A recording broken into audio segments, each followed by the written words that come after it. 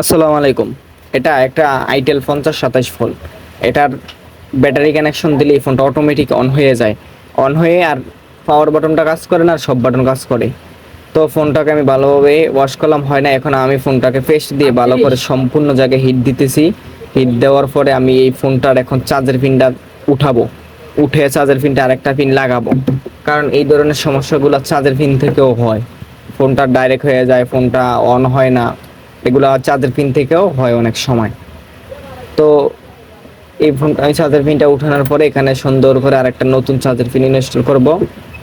Install করার পরে আমি দেখবো যে ফোনটার কি অবস্থা। তো আমরা চার্জার পিনটা সুন্দর করে লাগিয়ে নিলাম।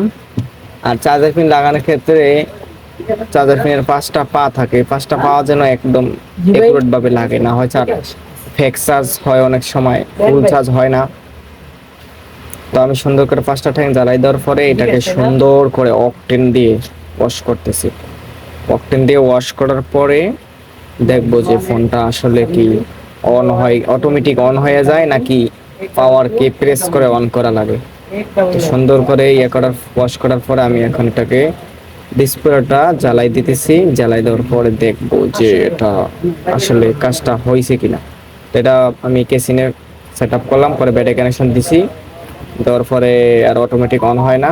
তো আমি এখানে টুইজার দিয়ে অন করলাম। অন করার পরে এখন আমি দেখবো যে এটার সকল বাটনগুলো কাজ করে কিনা।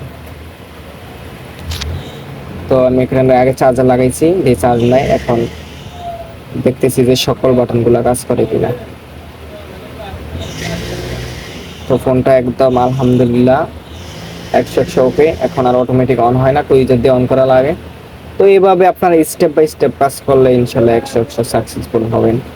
তো সবাই ভালো থাকবেন। আল্লাহ হাফেজ। আসসালামু আলাইকুম।